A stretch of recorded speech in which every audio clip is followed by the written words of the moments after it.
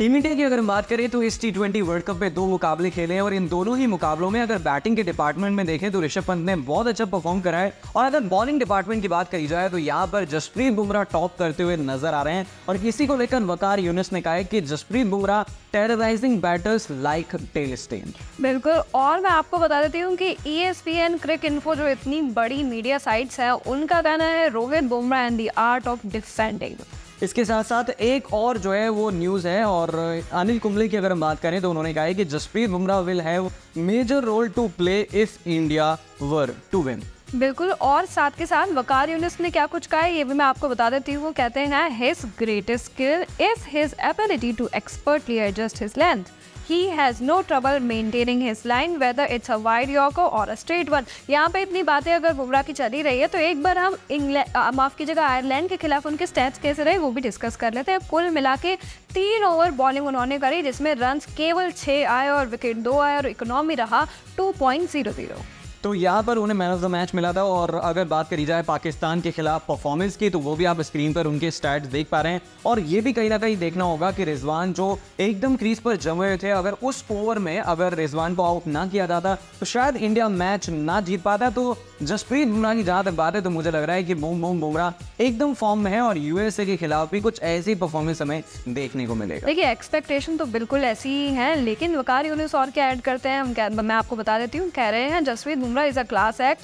He is exceptionally smart and reads the condition brilliantly to execute his plans.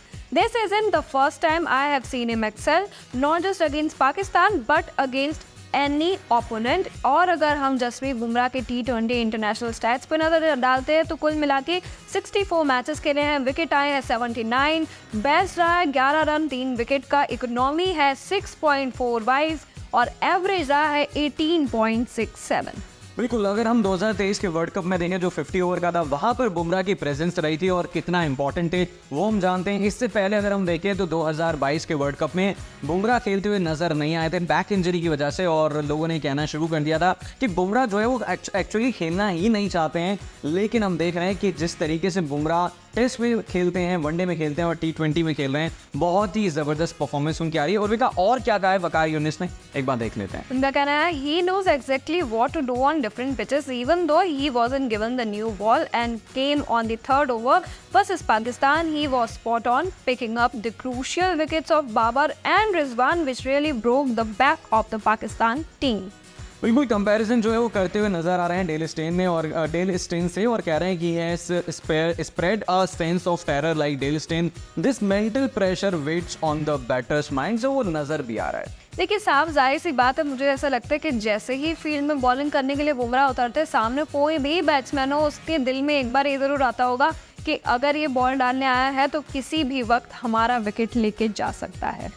बिल्कुल, और अगर हम post match presentation की बात करें तो जसप्रीत बुमराह ने बताया था कि पिच जो है जब पाकिस्तान खेल रहा था दूसरी पारी में, यानी कि पाकिस्तान के जो लास्ट के 10 ओवर बचे थे वहाँ पर कुछ ज़्यादा खास करने को नहीं था, बस उन्होंने लाइन लेंथ जो है वो अच्छे से रखी और रिजल्ट देखने को मिला कि पाकिस्तान चौक होता हुआ नजर आया, एक के बाद एक विकेट गिरते गए। बुमराह ने कहा pitch became easy to bat in second innings, the batting was easy in the second innings in comparison to the first. The conditions were easy for the batters. We decided to make proper use of the pitch by bowling in the right areas. It was important to keep our line and length right and leave the pitch to do the rest.